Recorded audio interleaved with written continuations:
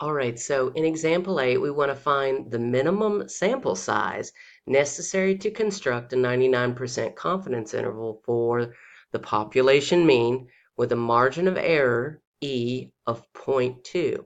We want to assume that the population standard deviation is 1.3. Okay, now we are trying to estimate a confidence interval for the mean.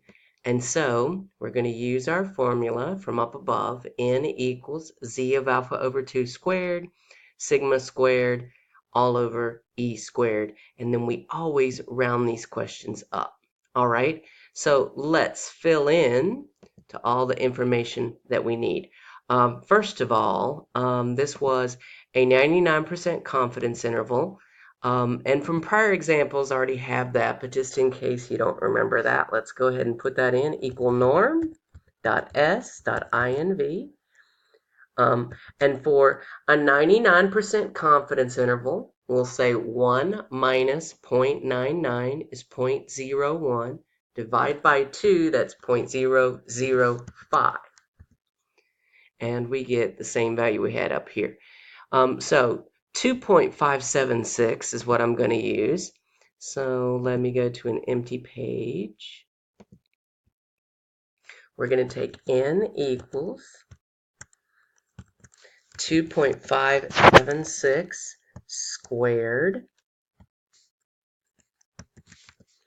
And then I want my standard deviation squared, which, let's see, for us, the standard deviation was 1.3.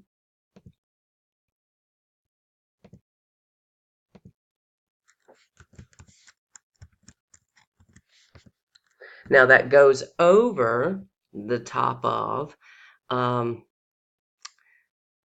back.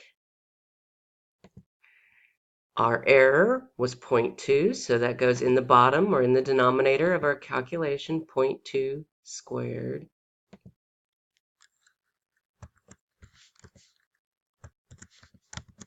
All right, and then we want to put this into our calculator.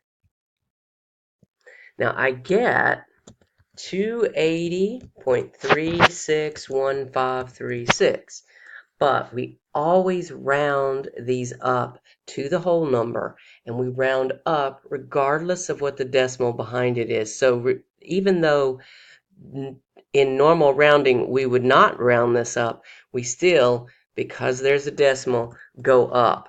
We need 281 in this sample for the confidence level that we want.